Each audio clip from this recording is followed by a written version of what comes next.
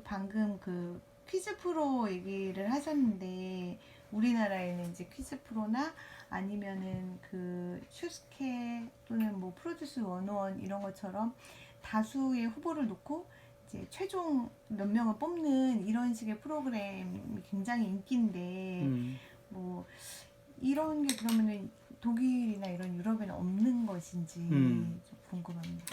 없는 것까지는 제가 모르겠지만 저는 거의 본 적이 없고요. 최소한 공영방송에서는 한 번도 본 적이 없고요. 거기도 이제 상업방송이 있으니까 그런 데서는 일부 그런 게 있겠으나 우리처럼 온 천지를 이렇게 경쟁시키는 이런 건 본 적이 없어요. 학교에서만 경쟁하는 게 아니죠. 무슨 노래를 불러도 점수가 나오고 뭘 모든 게 경쟁이고 그러네. 무슨 뭐 지금 슈스케나 이런 거 제가 잘 모르겠지만 그것도 뭔가 경쟁하는 거죠. 네네. 예, 그러니까 온 천지가 기본적으로 경쟁을 통해서 무언가가 이루어진다고 생각을 하고요. 그러니까 말하자면 경쟁을 통해서 정의가 구현될 뿐만 아니라 경쟁을 통해야 인생이 재밌는 거예요. 긴장도 하고. 그러니까 이게 마치 무슨 경쟁이라는 게 한국 사회를 작동시키는 기본 원리인 것처럼 되어 있는 거죠. 그래서 저는 사실은 이제 그런 걸 보면서 거의 뭐 본 적이 별로 없지만 한두 번 이렇게 그런 뭐 누굴 뽑는다거나 뭐 경쟁에서 노래를 부르고 뭘 한다거나 할 때 굉장히 불쾌해요. 굉장히 불쾌하고 소위 심사위원이라는 사람들이 가지고 있는 절대적 우월감을 표현하는 것 거기서 나오는 그 맞아. 오만함 독설 막 하고. 막 독설하고 그 오만한 태도 거기에 그걸 이제 심사를 받는 자가 보이는 너무나 굴종적인 그 모습 그런 게 어떻게 보면 한국 사회의 축약도거든요. 축약도 한국 사회에서 작동하는 권력이 작동하는 그러니까 제가 이제 어디다가 칼럼에 무릎 꿇는 사회란 칼럼을 쓴 적이 있어요. 무릎 꿇는 사회. 예? 그러니까 그게 이제 카트라는 영화를 보면은 무릎을 꿇는 장면 나오는 거 아시죠? 카트란 영화가. 그 다음에 송곳이나 이런 드라마에서도 그런 장면들이 나오고. 그 다음에 이제 우리 또 조현아라고 하는 예? 아, 저 뭐예요?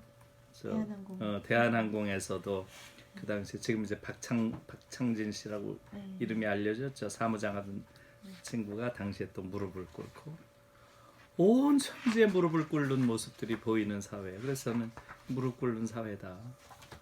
무릎을 꿇는다는 것은 자신의 자아를 완전히 굴복시키는 것인데 그게 무엇이든 간에 그 대상이 어떻게 그렇게 무릎을 꿇을 수가 있는가 인간이 어? 그건 정말 상상할 수 없는 거거든요. 그러니까 우리 사회가 아직도 그런 인간의 자존감, 존엄성에 대한 인식이 너무나 부족하고 그런 것들에 대해서 너무나 무감각하고 특히 남성들이 그런 데서 무감각한 것은 군대 사회에서 습성화된 그 병영 사회의 문화 그런 것과 밀접한 관계가 있는 것으로 보이고요. 아무튼 그런 류의 경쟁 그러니까 지금 이야기한 대로 경쟁뿐만 아니라 그런 경쟁 과정에서 모든 경쟁은 그것을 결정하는 자가 있잖아요. 그 결정하는 자가 가지게 되는 그런 절대적인 권력 이런 것들이 지금 한국 사회를 작동시키는 그런 원리가 되는 거죠. 그러니까 경쟁을 절대적인 이데올로기로 삼고 그 경쟁을 활용해서 절대적인 권력이 작동하는 이런 사회.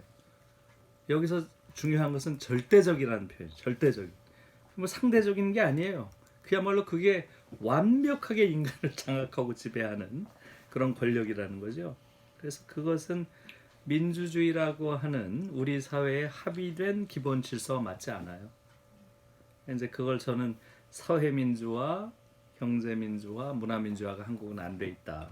정치민주화는 조금 됐지만 그런 말로 표현했지만 그게 연결되어 있는 거라고 저는 생각을 해요. 답답한 음. 마음인데 그 해법을 듣고 싶은 마음을 참고 조금 더 질문을 드려보면 그러면 우리가 이런 TV 프로가 그럴 정도로까지 이제 경쟁 교육을 받았기 때문에 뭐 굉장히 그 혐오 문화도 요즘 이제 심각한 문제잖아요. 그런데 독일에도 그 난민 혐오 정서도 있고 청년층이 이민자를 되게 무시하는 문화도 있고 극우 단체도 또 있다는데 독일은 제대로 된 교육을 받았는데 왜 이런 일이 벌어지고 있는지 그렇죠. 궁금합니다. 그런 게 없을 수는 없죠. 그런 게 없을 수는 없죠. 그러니까 그런 말하자면 한 사회에 일종의 일탈 그룹이라는 게 없을 수 없죠. 그러니까 우리가 오히려 이야기할 것은 주류 문화냐 아니면 이게 주변부 문화냐 정도로 생각할 수 있는 거죠. 독일은 그런 게 완전히 살균이 된 그런 깨끗한 사회 전혀 아니죠. 거기도 당연히 그런 문화들이 있죠. 그러나 그런 문화들이 일종의 주변부 문화, 하나의 일탈 현상인 것이고요. 그러니까 말하자면 독일에도 그런 경쟁이 하나도 없는 이런 사회라고 이야기할 수 없죠. 거기도 그런 것들이 주변적인 문화로 존재하는 거지 주류 문화로 존재하는 게 아니라는 거죠. 그러나 우리는 주류 문화 정도가 아니라 절대적인 지배를 하고 있다는 거죠. 그건 뭐 어느 사회에서나 당연히 그런 것일 터이고요. 그러니까 독일은 그런 게 전혀 없다고 말할 수 없는 것이고, 그 다음에 이제 독일의 경우도 우리는 사실은 저는 이제 한국에서 소위 보수라고 불리는 그런 정치 집단은 사실은 보수가 아니라 수구라고 저는 이제 부르는데요. 그런 수구는 또 저 서구적인 관점에서 분류를 하자면 사실은 극우파에 상당히 가까운 유사한 그런 정치 지형인데, 그러면 독일에서 이제 민주교육을 굉장히 중시하고, 사실은 제가 보기에는 민주주의 정치교육, 소위 민주시민교육이라고 하는 것, 이것은 세계에서 제일 잘하는 것 같아요. 제가 그 하는 프로그램들 보고 여러 가지 봐도. 그런데 그러면 그런 극우주의자라든가 그런 또 파퓰리스트라든가 또 그런 선동가라든가 이런 것들은 완전히 사라진 그런 사회인가? 당연히 그렇지 않죠. 그래서 지금 참 그게 이제 역사의 역설인데요.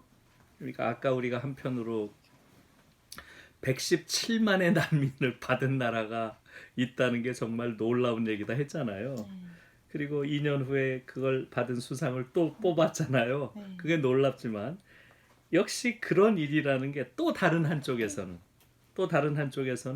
야, 왜 난민들 그렇게 많이 받아? 라고 하는 그 일이 초래하는 극우주의적 어떤 성향의 정치의 부상, 그런 것들이 당연히 있었죠.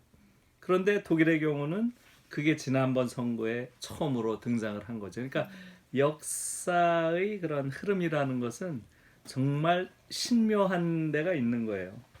그러니까 그런 117만이라는 난민을 받은 그런 유례 없는 사건이라는 게 그것의 하나의 여파로서 독일 역사 전후 독일 역사상 최초로 극우 정당이 연방의회에 진입하는 그런 일을 만든 거예요. 그러니까 거기에 대해서 반대하고 그것을 일종의 정치적 선동거리로 활용한 그런 집단들이 정치적으로 성장한 거죠.